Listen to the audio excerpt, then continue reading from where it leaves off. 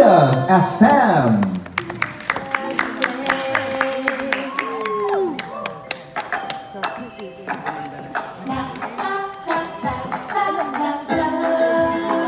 Gerald Napoles as Harrison.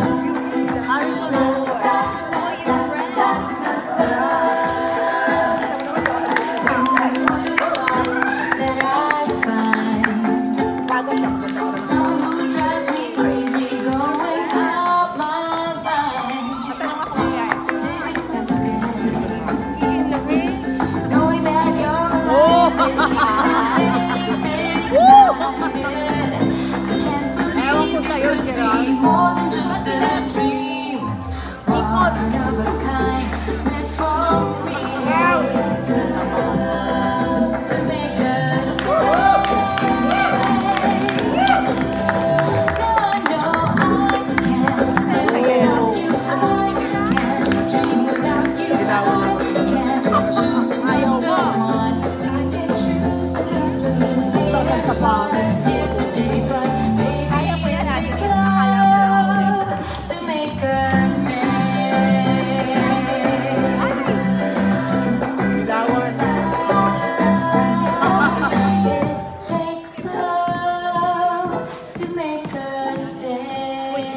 Nar Cabico as Mix.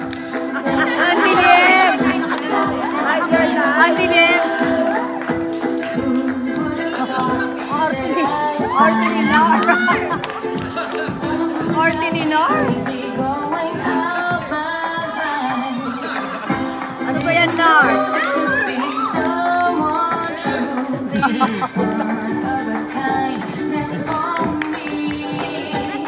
Yes sir, Marta as Edison.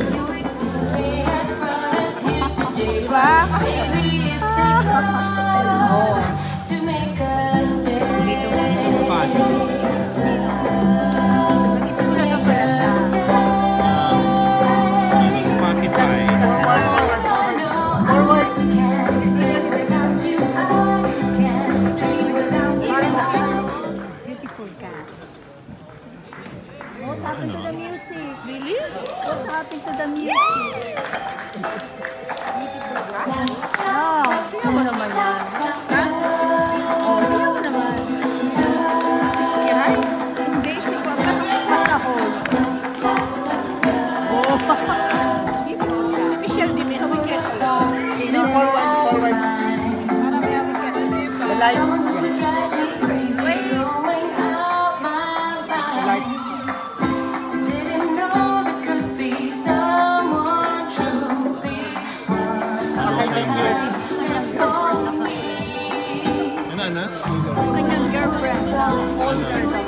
Michelle D as Mochi.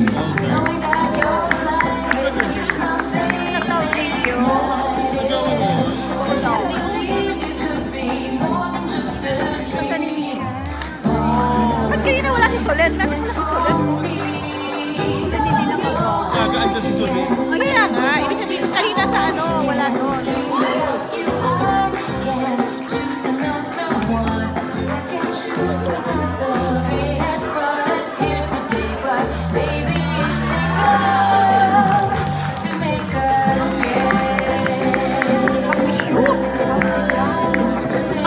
Nakakatawa tayo.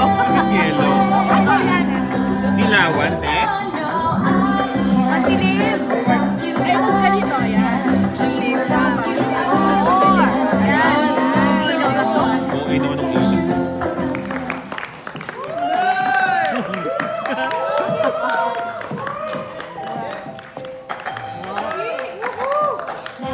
Tanggalin niya yung salamin na yun. Oo nga. Titong-tito ang peko. Tanggalin niya yung salamin na yan. Talaga.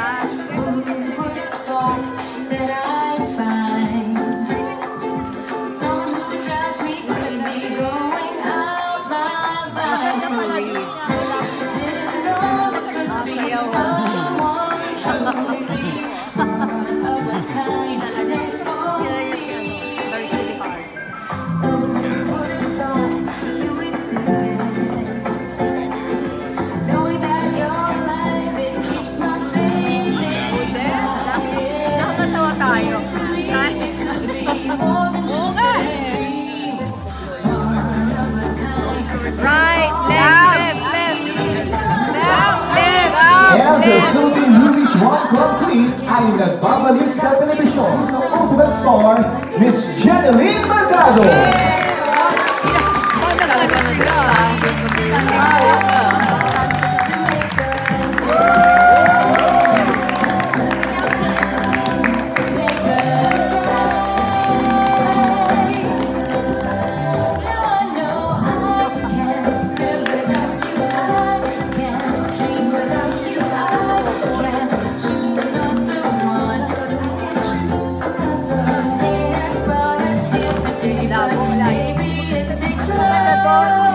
Magandang ilaw doon.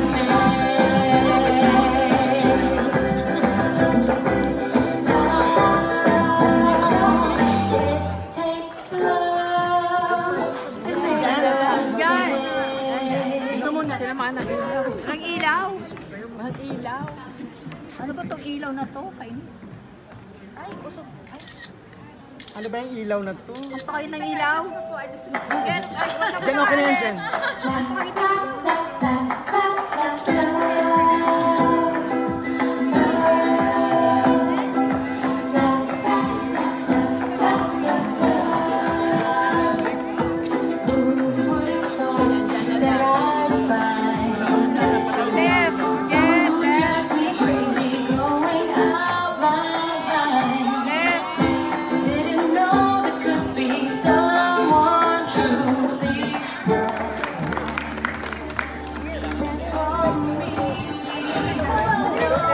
Direct dito po tayo sa gitna.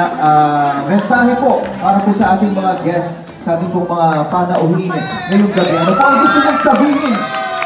Grabe.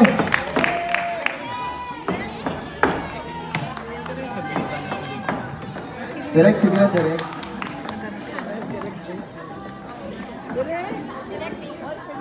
Thank you!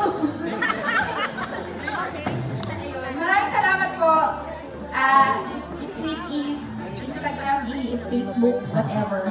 Tag nyo kami sa Love You Too, MediaCon, Love You Too, April 22. Yes. Okay, thank you so much, Direk. At ngayon naman po, may mga katanungan ng ating press people.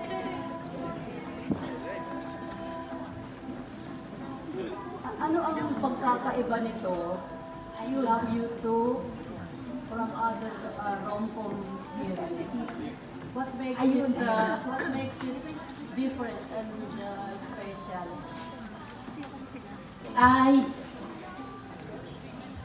Yung pagka-romcom po niya, hindi lang dun sa mga bida, kundi parang may kwento rin lahat actually ng mga characters, and yung mga sub-stories are as equal, as important as the main stories. Parang nakakonect sila lahat. Also, that we shot this first time for GMA to parang shoot like a movie type of production.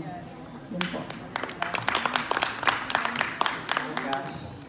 We're looking forward to see the next episodes. First question para kay Jen. But coming from the pure na very physically and emotionally challenging, now you're back to doing rom-com. So how does it feel that you're back to your parang personal or comfort zone? Excited ako na makagawa ulit ng rom-com kasi pagkatapos ng My Love from the Star, nag-cure ako, action, tama ka. Tapos ngayon, bumalik ulit ako sa rom-com na ito yung parang comfort zone ko. Yung ang sarap magtrabaho kasi ang saya. Tapos ang saya pa ng mga katrabaho ko. Si Direk, ang gaan katrabaho. Laging nagbibiro, ganyan, laging. Tapos kami lahat para kaming magbabarkada lang. So, lalong mas napagaan yung trabaho dahil nga, di ba, komportable naman akong gawin yung genre na yun. Pero what are the things that you like about your character here? Gusto ko sa character ni Rafi yung pagmamahal niya sa pamilya niya at kung paano niya pinapahalagahan yung mga mahal niya sa buhay. Kasi sa totoong buhay, ako mismo, nangyayari sa nangyayari sa lahat ng tao, di ba, na nagagawin mo lahat para sa pamilya mo. Poproteksyonan mo kahit na sobra na yung pagpoproteksyon mo, di ba, maproteksyonan mo lang yung pamilya mo dahil mahalaga sila sa'yo at mahal na mahal mo sila. Quick question lang kay Solen. I was reading the press release kanina and medyo short yung description about your character. It only says that you're the free-spirited ex-friend sa'yo. Yes. So, si Lian actually, she's part of Jake's past. At may nagkaroon sila ng something na you'll see. Tapos babalik siya in a very unconventional way. Where, you know, peace, love, happiness, lots of people. Well, actually, the real question is, the question pala. Yeah. Sumagot ako pero walang tanong. In what way do you relate to your character? Yung free-spirited and artistic na way. Siyempre naman, I have a lot of friends na that's in the art industry as well. So, marami iba-ibang personality na makukulay talaga. So, I can grab a bit from them as well. Salamat. Thank you. Ay, ako na naman, Tito Jun. Ay, gusto mo ba? Ayaw mo. Ganyan. Joke lang. Paano ka umuhugot na eksena yun? Sa eksena sa trailer. Lalo na yung sinabi mo kay Gabi na, kay Gabriel. Okay, clean. Na yung patay na yung puso ko. Tama ba yun? Yung... Kay Kuya Gabi. Kay mo na kay Gabi yata yun. Oo, kay Gabi. Diba? Yun. Considering na in love ko. Ano ako mas nag-focus ako dun sa character talaga. Iniisip ko kung ano yung nararamdaman ng character. Ganun lang po, Tito. Wala na pong iba. Please po, wala na po. Ano bang gusto mo pa? Wala na po. Wala na. Hindi ko lang yung reaction mo. Ngayon nandito na si Derek. Your favorite leading man. Okay. Hindi mo alam? Nandito, alam ko naman, Tito. Alam mo alam, yung grabe ka. Yes. Siyempre masaya dahil siyempre malay mo balang araw magkatrabaho kami. Isa siya sa mga talagang paborito kong katrabaho kasi mabait, di ba? Komportable ako sa kanya. Tsaka naging maganda yung foundation talaga namin, yung relationship namin. So, yan. Maganda yung pagkakaibigan namin dalawa. May iba lang ako dyan. Bakit hindi ka na yata masyadong kumakanta, Jen? Oo nga po eh. Yun nga rin po yung tanong. Ayaw kong kunin ng GML Records? Hindi po. Ay, hindi ba yun? Hindi Sige. pa po kasi wala po talagang diba? offer. Wala po pong offer kasi ngayon din po, medyo madami din po trabaho. Kaya baka po hindi ko rin po siya matutunan. Thank you. Thank you, Tito. I love you. Thank you so much. Love you too. Walang marami. Palakpakan po natin mga kapuso. Thank you so much. Love you too, cast. Maraming salamat. Parang alam mo yung Interview niya.